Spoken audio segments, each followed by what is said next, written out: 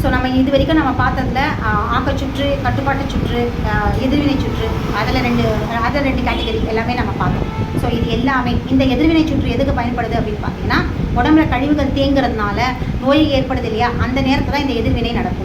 கழிவு தேக்கம் நடக்கும் பொழுது என்ன ஆகும் அப்படின்னு பார்த்தீங்கன்னா, நோயுற்ற நேரங்களில் பஞ்சபூதங்கள் அப்படியே ரிவர்ஸில் ஆக்ஷன் ஆகும். அதாவது எதிர்வினையாக ஆட்டுறதுனால அதுவுமே கூட உடம்பு சரி செய்கிற ப்ராசஸ் தான். எதுக்கு எதிர்வினை ஆட்டுறதுன்னா, கழிவுகள் தேங்கி இருக்குது, அந்த கழிவுகளை வெளியேற்றத்துக்கான ஒரு தீவிரமான ப்ராசஸ் அங்கே நடக்கிறதுனால எல்லாமே ரிவர்ஸில் நடந்துட்டு அவ்வளோதானே தவிர உடல் ஒரு பொழுதும் தவறு செய்யாது. எதிர்வினை அப்படின்னோடனே பதட்டப்பட வேண்டிய அவசியம் இல்லை. ஐயோ எதிர்வினைனா உடலில் நோய் வந்துச்சுன்னா அப்போ எல்லாமே எதிர்வினையாக ஆகிடும், அதாயிடும் இதாகிடும் இல்லை. சரியாகிறதுக்கான ஒரு ப்ராசஸ் தான் அந்த இடத்துல நடந்துகிட்டு இருக்கு, தவிர வேறு ஒன்றும் கிடையாது.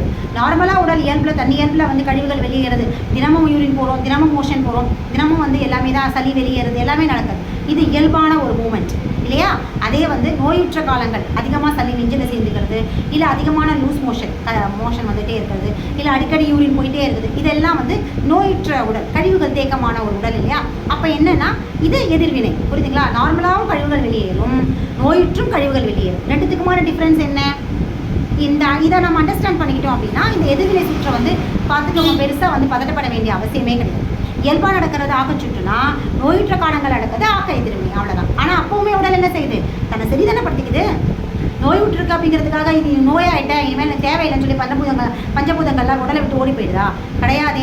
இந்த இந்த உடலில் வாழ்கிற கடைசி நொடி வரைக்கும் இந்த பஞ்சபூதங்கள் செயல்பட்டுட்டே தான் இருக்கும். உடலோட கழிவுகளை நீக்கிறதுக்குமான, உயிர் சக்தியை பலப்படுத்துறதுக்குமான, உடல் உள்ளுறுப்புகளை இயக்கிறதுக்குமான, ஆரோக்கியத்தை மீட்டெடுக்கிறதுக்கான வேலையை அதை தொடர்ந்து செஞ்சுட்டே தான் இருக்கும்.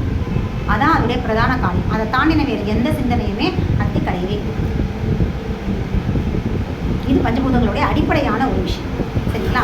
சரி, இப்போ நம்ம முக்கியமாக பார்க்க போகிற விஷயம் என்ன அப்படின்னு பார்த்தீங்கன்னா, நாளையிலேருந்து நம்ம புள்ளிகள் தேர்வு செய்ய போகிறோம், சிகிச்சை முறைகளை கற்றுக்க போகிறோம் இல்லையா? இப்போ சிகிச்சை முறைகளோட இந்த கோட் வேர்ட் எதை வச்சு நம்ம வந்து அண்டர்ஸ்டாண்ட் பண்ணிக்கிறது அப்படிங்கிற கோட் வேர்டை தெரிஞ்சுக்கணும். இப்போ பஞ்ச மூலகங்கள் கண்டுபிடிச்சிட்டோம், இந்த மூலகங்கள்ல எதுதான் குறிப்பு இல்லைன்னு கண்டுபிடிச்சிட்டோம்.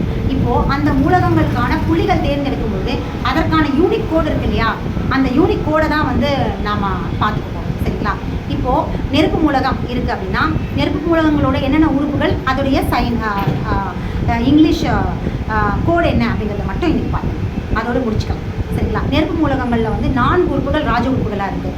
ஒன்று pericardium, triple warmer, heart, small intestine, அதாவது மூவெப்ப மண்டலம், இதய மேலுறை, அப்புறம் இதயம், அதுக்கப்புறம் வந்து சிறுகுடல், இது 4ம் சேர்ந்தது தான் நெருப்பு மூலகத்துடைய ராஜ உறுப்புகள், சரிங்களா? இதில் இதயம் சொன்னோம் இல்லையா, அதை ஹெச்டி அப்படின்ற வார்த்தையில் வந்து குறிப்பிடுவாங்க. ஹெச்டி ஹார்ட் அப்படிங்கிறதுனால ஹெச்டி. அப்புறம் ஸ்மால் இன்டெஸ்டைன் சிறுகுடல் அப்படிங்கிறதுனால எஸ்ஐ, ஸ்மால் இன்டெஸ்டைன் எஸ்ஐ அப்படிங்கிற வார்த்தையில் தான் அதோடைய சேனல் மெரிடியன் இருக்கு இல்லையா, அதை குறிப்பிடுவாங்க, சரிங்களா? அடுத்தது ட்ரிபிள் வார்மர், அதாவது மூவெப்ப மண்டலம், டிடபிள்யூ இல்லைனா டிஇ, எப்படி வேணால் சொல்லலாம். டிஇனா ட்ரிபிள் எனர்ஜைசர், அப்போது டிஇ அப்படிங்கிற வார்த்தையில் வந்து அதை நம்ம பயன்படுத்தலாம் இனிமேல். அடுத்தது பெரிகார்டியம், இதய மேலுறை. அப்போது இதயம் மட்டும் இல்லை, எல்லா உறுப்புகளுக்குமே மேலுறை இருக்குது, அது எல்லாத்தையுமே பாதுகாக்கிற ஒரு விஷயம்தான். அப்போது இந்த மேலுறைக்கு வந்து பிசி அப்படின்னு சொல்லுவாங்க, சரிங்களா? பெரிகார்டியம், அதனால தான் பிசி, சரிங்களா? இப்போது ஹெச்டி, எஸ்ஐ, பிசி, டிஇ, இது 4ம் நெருப்பு மூலகம் சார்ந்த உறுப்புகளுடைய கோட்வேர்ட், அந்த சேனல், அந்த மெரிடியன் சேனல். ஏன்னா நாளையிலேருந்து சிகிச்சை பார்க்க போகிறோம் இல்லையா, அந்த சிகிச்சை வந்து இந்த கோட்வேர்ட் வச்சு தான் பயன்படுத்தும், புரியுதுங்களா? HT1, HT2 அந்த மாதிரி.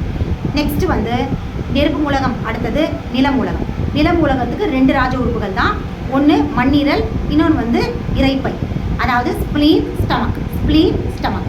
அப்போ ஸ்ப்ளீனை வந்து எஸ்பி அப்படின்னு சொல்கிறதும், ஸ்டமக்கை வந்து எஸ்டி அப்படின்னு சொல்கிறோம். இது 2 தான் ராஜ உறுப்பு.